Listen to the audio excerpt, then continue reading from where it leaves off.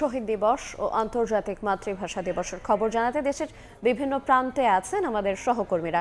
সরাসরি প্রথমেই যাচ্ছি খুলনায় তানজিম আহমেদের কাছে। তানজিম, খুলনায় ভোরের আলো ফোটার সাথে সাথেই যে আন্তর্জাতিক মাতৃভাষা দিবসের কর্মসূচি সেটি শুরু হয়েছে বলতে হবে। অর্থাৎ এখানে রাতের যে পরিবেশ এখানে ছিল, সেখানে ফুল দিয়ে সর্বস্তরের মানুষ শ্রদ্ধা নিবেদন করেন। আমরা খুলনার শহীদ হাদিস পার্কের সেই শহীদ মিনার চত্বরে রয়েছি। সেখানে চারিদিকে আসলে ফুল ছড়িয়ে রয়েছে। এই ফুলের মাধ্যমে শ্রদ্ধাঞ্জলি নিবেদন করেন খুলনার মুক্তিযুদ্ধ থেকে শুরু করে সর্বস্তরের মানুষজন।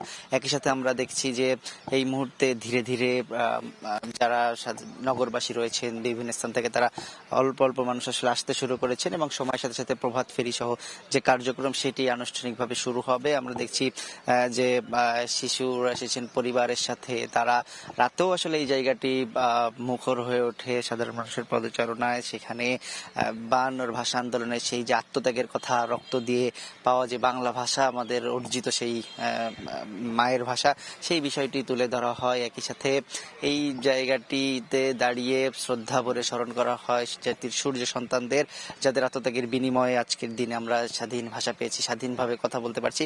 আমরা দেখছি যে সেই দিনটিকে শ্রদ্ধার সাথে স্মরণ করতে বিভিন্ন কর্মসূচি জেলা প্রশাসন, বিভাগ প্রশাসনের পক্ষ থেকে খুলনায় রাখা হয়েছে। আর দিনব্যাপী আজকে কর্মসূচির কথা যদি জানিয়ে রাখতে চাই, রাতে যেমন ফুল দিয়ে শ্রদ্ধা নিবেদন ছিল, তেমনি সকালে প্রভাত ফেরি, চিত্রাঙ্কন, আবৃত্তি থেকে শুরু করে দোয়া অনুষ্ঠান, বিভিন্ন কর্মসূচি আসলে রাখা হয়েছে। এবং আমরা দেখেছি যেহেতু পবিত্র রমজান ভোরের আলো ফোটার পরেই ধীরে ধীরে মানুষ আসছেন, একটি সময়ের সাথে সাথে আসলে পরিপূর্ণ হয়ে উঠবে এই জায়গাটি। এবং প্রভাত ফেরির মাধ্যমে খুলনার যেসব বিভিন্ন শিক্ষা প্রতিষ্ঠান, শিক্ষার্থী থেকে শুরু করে সাধারণ মানুষ এই জাতির সূর্য সন্তানদের স্মরণ করার জন্য যে কর্মসূচি পালন করবেন। আমরা দেখছি যে শিশুরা ছুটে বেড়াচ্ছে। আসলে আমরা যারা এখানে অভিভাবক রয়েছেন তাদের সাথে কথা বলেছি, রাতেও কথা বলেছি, তারা আসলে বলছেন এই যে শিশুদেরকে নিয়ে আসা এর অন্যতম উদ্দেশ্য এই যে দিনটি, এই যে বাংলা জাতির ঐতিহ্য, যে দিনটি আসলে চিরস্মরণীয়, সেই দিনটির সাথে পরিচিত করে দেওয়ার জন্যই তাদের এই ধরনের উদ্যোগ। একই সাথে তারা সর্বস্তরে বাংলা ভাষার যে প্রচলন প্রয়োজন সেই বিষয়টি তুলে ধরেছেন। আমরা এখানে বক্তাদের আলোচনা শুনেছি, তারা বিভিন্নভাবে এই দিনের যে তাৎপর্য সেটি সাধারণকে আবারও জানানোর চেষ্টা করেছেন। তরুণ প্রজন্মকে আমরা বড় অংশের আনাগোনা দেখেছি এখানে। তরুণ প্রজন্ম বলছে এই ভাষা আন্দোলনের যে মাধ্যমেই তাদের এগিয়ে যাওয়ার যে প্রত্যয়, সেই যে স্বাধীনতার মাধ্যমে বাঙালির দামাল ছেলেরা যে কোনো অন্যায়ের বিরুদ্ধে রুখে দাঁড়িয়েছে, তারই ধারাবাহিকতায় কিন্তু তারা শ্রদ্ধা ভরে এই দিনটি স্মরণ করছেন।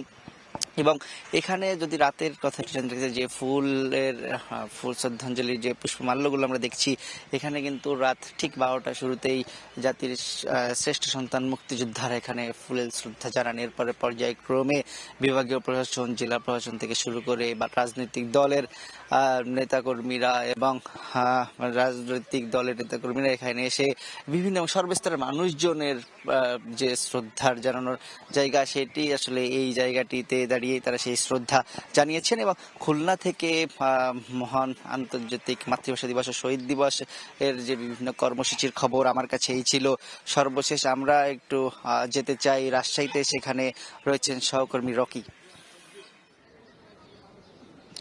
আজ 21শে ফেব্রুয়ারি আন্তর্জাতিক মাতৃভাষা দিবস এবং শহীদ দিবস।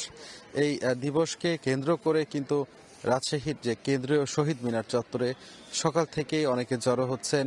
একটি দুইটি করে ফুল অনেকে হাতে নিয়ে আসছেন এবং অনেকে দলগতভাবে এসেও তারা এই ভাষা শহীদদের প্রতি শ্রদ্ধা জানাচ্ছেন।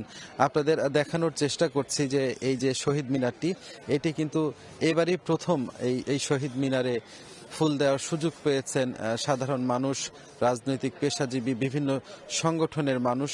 অর্থাৎ এই কেন্দ্রীয় শহীদ মিনারটি আসলে এবারেই চালু করা হয়েছে এবং আপনারা জানেন যে একেবারে যে প্রথম প্রহরেই ভাষা শহীদদের প্রতি শ্রদ্ধা জানিয়েছেন রাজশাহী 2 আসনের এমপি এবং ভূমিমন্ত্রী মিজানুর রহমান মিনু।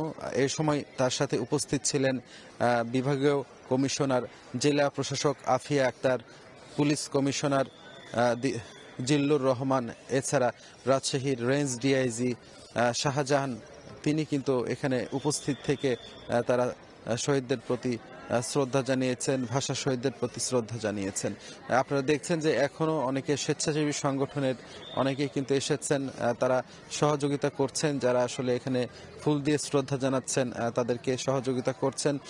পাশাপাশি এখানে নিরাপত্তার যে বিষয়টি সেটি নিশ্চিত করছেন আইন শৃঙ্খলা রক্ষাকারী বাহিনীর সদস্যরা। এখানে কিন্তু নিরাপত্তার যে বিষয়টি সেটি কিন্তু তারা নিশ্চিত করছেন।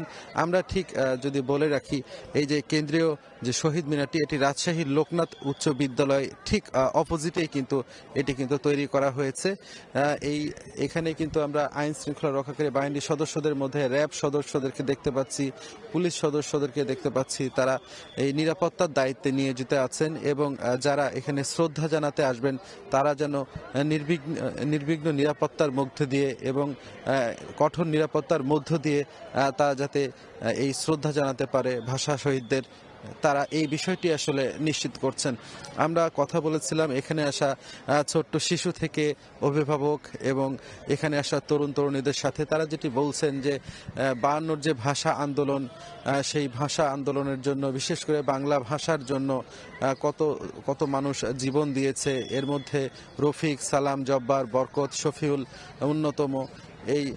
তারা যে ঢাকায় একটি আন্দোলন করেছিলেন তৎকালীন পূর্ব পাকিস্তানের সেই সময় বাংলা ভাষাকে রাষ্ট্রভাষা করার দাবিতে, সেই আন্দোলন চলাকালে তাদের উপর কিন্তু গুলিবর্ষণ করা হয়।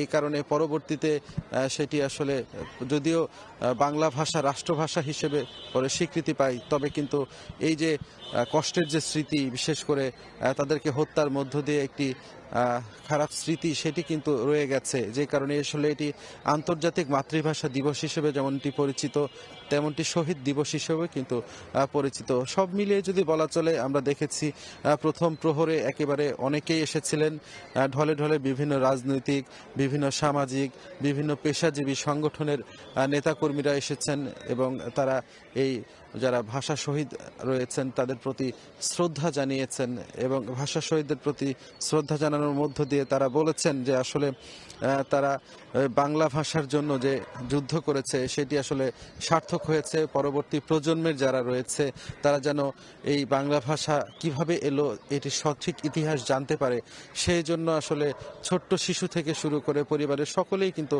এসেছেন। বিভিন্ন রাজনৈতিক পেশাজীবী সংগঠনের নেতৃবৃন্দরা যেমনটি এসেছেন, তারাও এসেছেন শ্রদ্ধা জানাতে। তো এই ছিল আমার কাছে রাজশাহী কেন্দ্রীয় শহীদ মিনার থেকে সর্বশেষ। শহীদ দিবস ও আন্তর্জাতিক মাতৃভাষা দিবস উপলক্ষে সেখানকার বিস্তারিত জানাতে সারা দেশ থেকে সহকর্মীরা যুক্ত ছিলেন। আমরা যুক্ত ছিলাম রাজশাহী থেকে এবং শুরুতে ছিলাম খুলনা থেকে।